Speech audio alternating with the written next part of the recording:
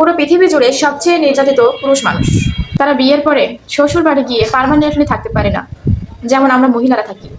কথাটা শুনে একটু আজব লাগছে, তাই না? তবে এটাই সত্যি।